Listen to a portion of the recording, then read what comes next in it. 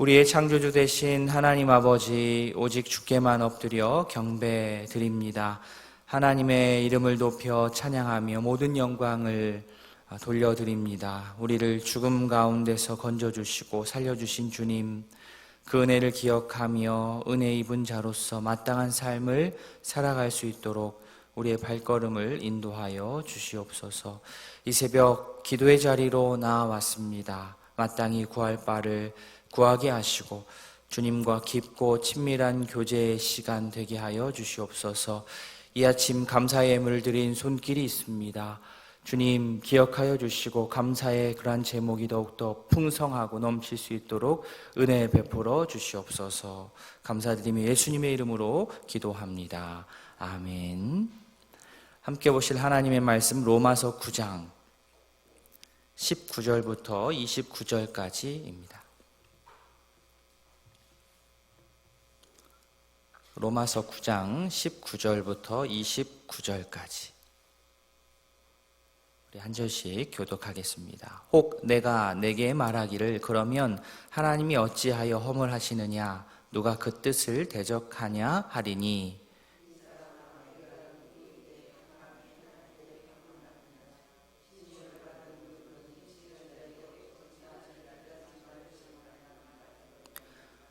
토기장이가 진흙 한 덩이로 하나는 귀히 쓸 그릇을 하나는 천이 쓸 그릇을 만들 권한이 없느냐.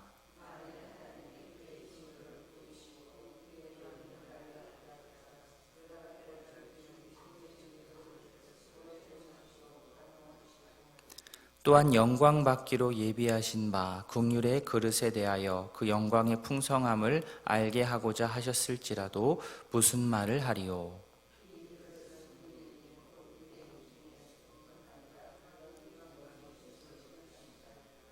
호세아의 글에도 이르기를 내가 내 백성 아닌 자를 내 백성이라 사랑하지 아니한 자를 사랑한 자라 부르리라.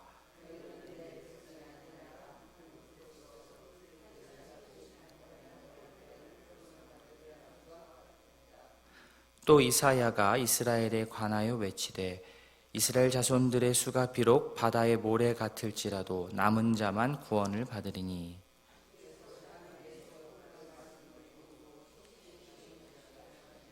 같이 봅니다. 또한 이사야가 미리 말한 바 만일 만군의 주께서 우리에게 씨를 남겨두지 아니하셨더라면 우리가 소돔과 같이 되고 고모라와 같았으리로다 함과 같으리라. 아멘. 우리가 하나님의 주권적인 선택에 대해서 잘 알고 있으면서도 이 하나님의 주권적인 선택을 강조를 계속 하다가 보면 이제 뒤이어서 나올 수 있는 질문이 이런 질문입니다. 그렇다면 인간에게는 책임이 없는 것일까? 모든 것이 다 하나님의 주권이고 모든 것이 다 하나님의 뜻이고 하면 인간들이 혹 잘못하고 실수한 이 모든 것의 책임도 그러면 하나님의 모든 책임이 다 하나님께만 있는 것은 아닌가? 인간에게 잘못을 물으면 안 되는 건 아닙니까? 여기까지도 질문이 갈 수 있습니다. 또 이 질문은 더 근본적으로 모든 것은 다 하나님의 주권대로 할 것이면 인간이 이 땅에 존재하는 우리가 생각하고 또 존재하는 이유가 무엇입니까? 라는 더 근본적인 질문까지 가게 됩니다. 참 어려운 주제 중에 하나입니다. 하나님의 주권 그리고 인간의 선택 이러한 논의는 오늘날만의 논의는 아니고 역사가 아주 오래된 그러한 논의입니다. 같은 기독교인이라 할지라도 실제로 속한 교단이나 또 개인의 신앙생활의 성장의 배경에 따라서 하나님의 주권과 인간의 선택 이 부분에 있어서 강조점들이 조금씩 다른 것을 볼 수 있습니다. 오늘 말씀에서는 어떻게 이야기합니까? 바울은 이 질문에 대해 20절에서 이렇게 답합니다. 이 사람아 네가 누구이기에 감히 하나님께 반문하느냐? 지음받은 물건이 지은 자에게 어찌 나를 이같이 만들었느냐 말하겠느냐. 하나님의 주권을 강조한 그러한 이야기입니다. 여기서는 우리가 물건으로 비유가 되죠. 맞는 말이긴 하지만 사람으로서 내가 물건으로 비유된다는 것이 처음에는 이제 어색합니다. 나의 영역이 좀 좁아 보이고 좀 수동적으로 느껴져서 처음엔 이것을 딱 받아들이기가 쉽지는 않습니다. 그리고 이어지는 그 유명한 토기장이의 비유가 21절입니다. 토기장이가 진흙 한 덩이로 하나는 귀 있을 그릇, 하나는 천 있을 그릇 만들 권한이 없느냐. 창조주 하나님께서는 자기 뜻대로 피조물을 만들 권한이 분명히 있으시고, 그것에 대해서 피조물 측에서는 감히 그것에 항변할 수 없습니다. 맞는 말이지요. 맞습니다. 창조주께서 그러실 수 있습니다. 그러나 인간 편에서 보자면 또 생각도 하고 이성도 있고 논리도 있고 한 우리 인간 측에서 보자면 이거 좀 그래도 좀 일방적인 것 아닐까, 이러한 생각을 하게 됩니다. 그러나 우리가 한 가지 짚고 넘어가야 될 것은, 하나님이 이러한 주권적인 역사들을 말할 때에 가장 먼저 전제를 해야 될 것이 무엇이냐면, 이 하나님의 주권은 은혜로운 방향으로 작용한다는 것입니다.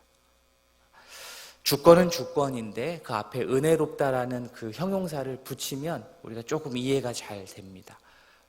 하나님의 은혜로운 주권.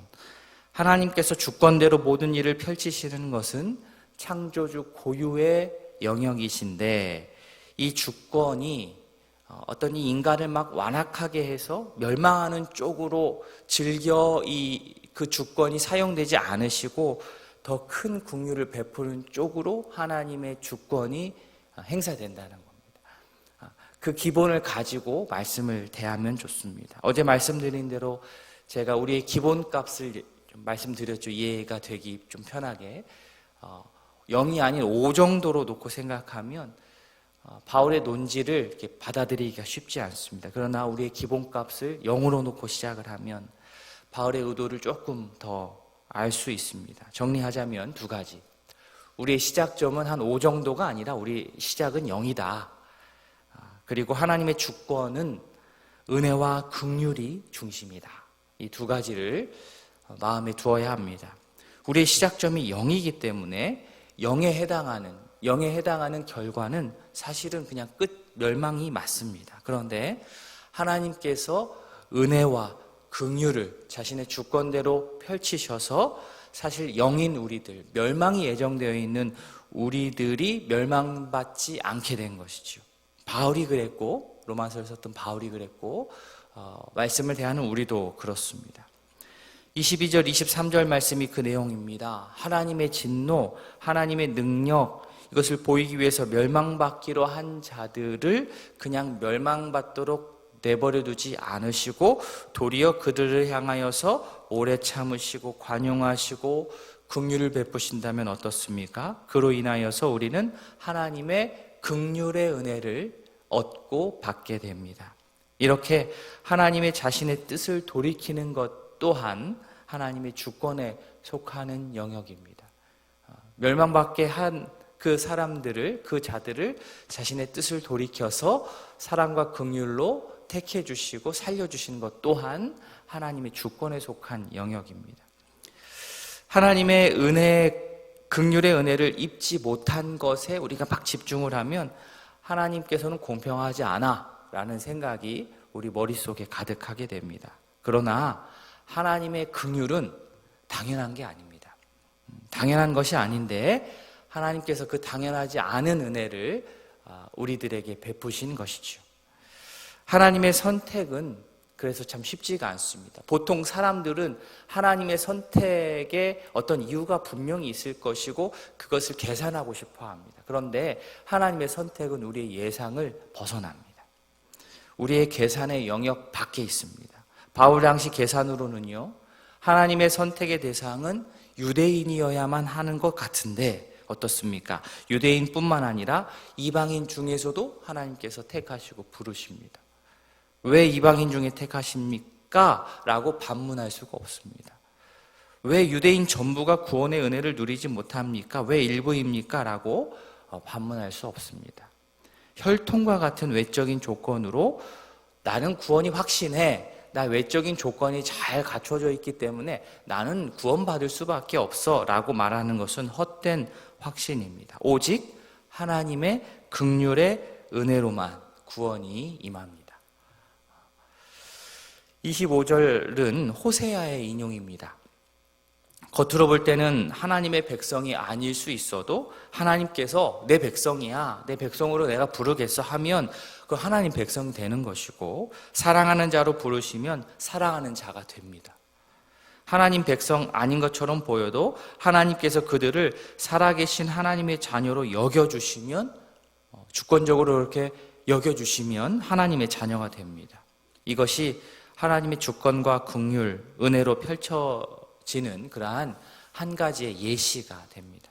27절부터 이사야의 예도 또 하나 이제 같은 맥락입니다. 이스라엘 백성 수가 아무리 많아도 남은 자만 구원을 받습니다.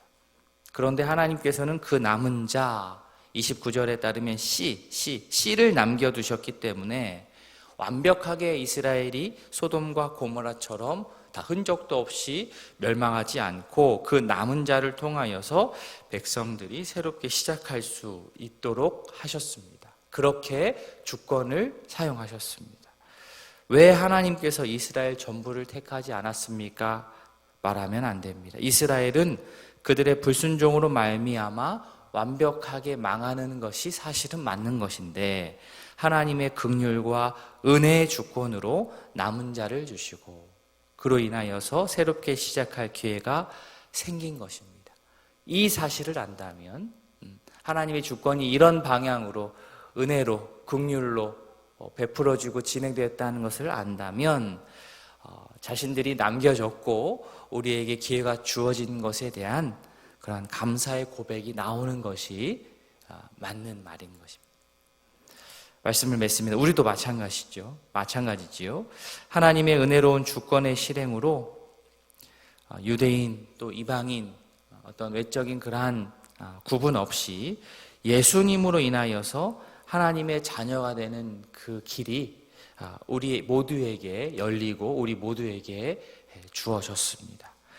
바라기는 하나님의 은혜로 택함 받았다는 그 사실이 우리 마음 가운데 복음으로 잘 자리 잡기를 원하고, 하나님의 은혜로 택함 받은 우리 모두가 그 은혜를 알고 잘 알면 감사하게 되고, 그 은혜에 걸맞은 은혜로 택함 받은 그 사실에 감격하여 살아가는 알맞은 그런 행실이 우리 일상생활 가운데에 아름답게 또 자연스럽게 잘 드러날 수 있기를 진심으로 소원합니다. 아멘. 말씀 기억하시면서 우리가 기도하기를 원합니다. 집중하여 기도할 두 가정이 있습니다. 우리 한상숙 권사님 가정, 평강, 기쁨, 감사가 넘치는 성령 충만한 가정 될 수 있도록, 가족의 건강, 어머니의 건강, 또 딸 민정자매 직장 생활 위해서 직장 복음화 위해 헌신할 수 있도록 기도해 주십시오. 우리 조중구 집사님 가정, 온 가족의 신앙생활 열심히 해서 주님께 항상 감사할 수 있도록, 지병이 깨끗하게 치유받을 수 있도록 우리 권사님, 집사님 가정을 위해서 기도해 주시기 바랍니다. 오늘 있을 제자훈련과 수요기도에 우리 환우들의 건강과 회복을 위해서 기도해 주시고, 특별히 우리 고청정 집사님 내일 수술이 예정되어 있습니다. 어제 입원하셨거든요. 그래서 오늘 여러 수술을 위한 검사 또 수술 준비를 하는 오늘 하루가 될 것인데, 옆에서 간호하는 우리 권사님 위해서 특별히 기도해 주시고, 우리 고 집사님 수술 준비 잘 되고 내일 또 수술 잘 받으실 수 있도록 우리가 합심하여 기도하는 이 새벽 되었으면 합니다. 다 함께 기도하시겠습니다.